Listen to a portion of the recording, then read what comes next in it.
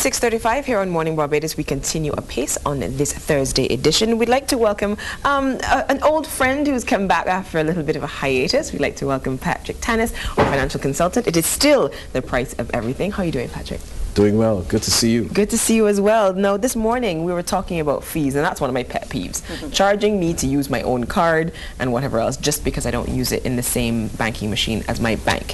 What's the latest on debit card fees? Well, something that has happened recently is it should be of some concern, I suppose we should say, to the Barbadian traveler, because what has happened is that the Federal Reserve and the banking institutions in the United States have begun to toggle and wrestle a little bit concerning the use of debit cards and the cost involved in using those cards.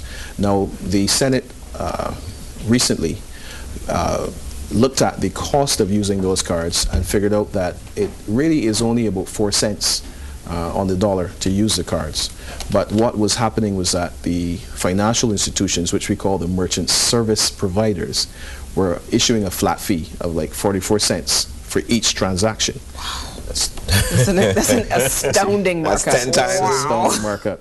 So what they decided to do from the government side is to put a cap on how much can be charged on each transaction. The reason why I'm saying that is because, you know, banks in Barbados across the world are actually issuing international debit cards, so that you can actually use those cards for transactions along with your credit card. So you can access the real money along with the near money. Excellent, excellent. Okay. And so, you know, you go to, let me show you what the potential damage could be, because you're going now, you say you're driving from Miami to Orlando, for example, and you just want to stop and, you know, buy something at a gas station or something like that. Like gas. Like gas, for example. Or even you might want to go into the store inside and buy a little fruit drink or something like that for the kids in the car. If that transaction could not necessarily happen if this progression of fees were to continue, because they would say to you, you can only spend up to $50 or $100 if this fee structure continued. Right. Because if you're saying 44 cents on the dollar, that means that the merchant who's actually there with you, the gas station retailer, is actually going to lose money if you just buy a fruit drink. Is that why there are some places that have a minimum spend requirement on using your debit cards? In Barbados, absolutely. Now, you see, what happens in the States usually mirrors and filters its way down across the world, inclusive of Barbados. And what's interesting is that, you see, a bank doesn't really make lots of money on interest on a debit card, unless of course it's linked to an overdraft account, because most people have a debit card on their savings account or on cash funds. So the only way that the bank makes money essentially is on that fee, that charge that is levied as a one-off fee. It's not linked to any rate structure other than that. It's a one-off fee. In Barbados it's like $1.50 per transaction, for example. But you know, this is always a question that would pop up every time. How do they come up with these fees? I mean, couldn't it possibly be 44 cents on the first dollar and thereafter you pay like 5 cents? Why do they need to make 44 cents on every dollar? Well, this is an interesting question, and it begs to look at, you know, how it is that these transactions themselves are governed and situated and laid out.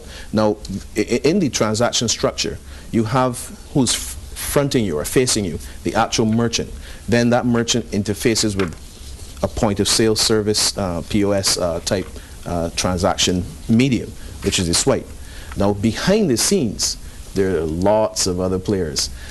In Barbados, you don't have them, but for local credit card transactions, you only have carafes.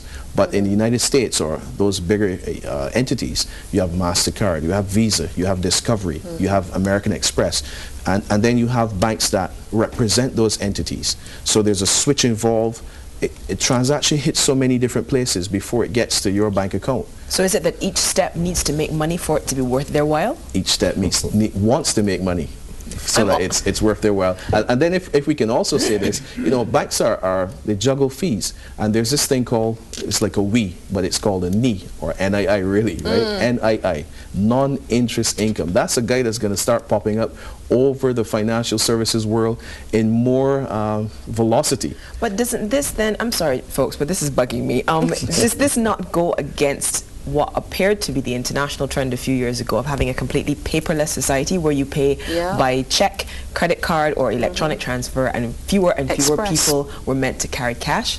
Well, you know, you're talking about the cashless society, which is something that bankers back in the 80s and 90s, we started to put papers on. Actually, I wrote several papers on the cashless society, which you know, we could start talking about that, because you know, you're going somewhere now which is very interesting for the consumer. But ultimately, yes, you know, you step back and you say, well, if this is a cashless society, you know, why are we being penalized for doing exactly what the planners suggested in the first place? Does that make any sense to you? Well, it appears that when they say cashless society, the consumer is going to be left cashless.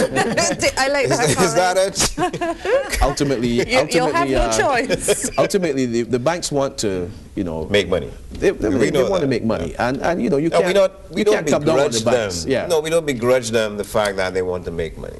Yeah. What we have a problem with as a consumer is how much money they want to make on each person. Well, this is where it's interesting, because the ruling so far, 54 to 45, a vote went down on it, and it so far is going to look as though the consumer has won this particular battle. Now, on the debit cards, what we haven't seen is a fight on the credit cards, which I'm sure is coming afterwards, where those high fees that are due, that are really due to be looked at, they need to be addressed, so that even your credit card transactions can be looked at. And the reason behind that is really because if these fees are not looked at, then you could be facing higher prices for those transactions, just as... That's because then the merchant would want to make some money. Absolutely. So they would start jacking up their prices a little bit too. Absolutely. If 44 cents from their dollar is going down the road. Absolutely. And so here's the dynamic. You're traveling from Barbados. You're going to, say, the United States, and you have to make a transaction with a card. What you don't want to hear in the United States, early morning or late in the evening, that you have to spend up to $100, because you know what? Those funds are limited because you're on travel, you know, travel expenses. And you don't want to spend $100 at a gas station. Absolutely. I mean, buying just snacks or that sort of things. So what is the advice then? I mean, for the individual, the consumer. The consumer has to really understand, you know, the environment that you're going in, and whether or not you really should look at the very thing that is trying to be eliminated, which is cash. You might want to walk with some cash. Oh yeah. You know? Cash is always good. Absolutely. And then if you're walking with a debit card, an international debit card, that should not be the only card that you walk with, because it's obviously an unstable environment with that. You should walk with a credit card, no, because just in case somebody comes to you and says to you, you know, you can't make this transaction unless you buy up to $100 or 50 US dollars, which is 100 Barbados dollars, on limited cash, exchange control issues, you may want to be in a position where you know exactly what it is that you have really available. It sounded like the 21 or 22% on the credit card is making more sense than that 44 cents on each dollar. Are the banks likely to retaliate? For want of a better word, are they likely to decide maybe fewer debit cards?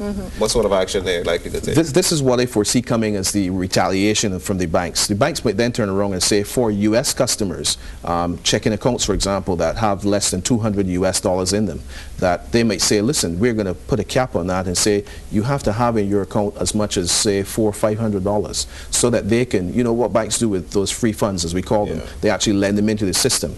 Now, they might put a cap on that.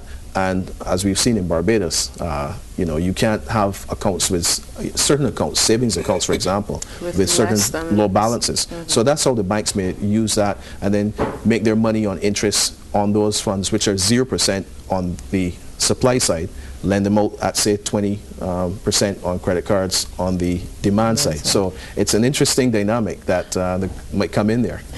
Can we bring this back home in our last minute to John and Jane Q Public, who, you know, have left the house, want to go to get something to eat, pass by the nearest ATM, stick their card in, and don't think about the consequences. Break it down for me. How can they navigate what will clearly be a more expensive transaction if a lot of thought is not put into it? Because that was the whole point of ATMs in the first place. Convenience, not thinking about it, and there's your money. But clearly it's not that way anymore. Well, it could be a case where we could either return there, where it does really go back there, where, you know, the interest of the consumer is paramount. And you know how, you know, these societies operate. We have a case where, you know, the interest of the consumer is represented in Congress or represented in Washington or, say, in Bridgetown. That is what is going to be the true issue that comes forward. That the issue of the consumer is going to be paramount, and it's going to be seen more than it was before. Wonderful. Patrick Tannis is our financial consultant. This is the price of everything. Thank you so much for breaking it all down for us. The fees associated with debit cards, they're about to go up. So I suppose we have to think a little bit more carefully about in the U.S. In the U.S. International debit cards. Thank you for that clarification, folks. International debit cards, the fees are about to go up. We will keep an eye on what's happening in the local market. We're going to take a break, and when we come back, we've got more for you on this Thursday edition of Morning Barbados. So please, don't go away.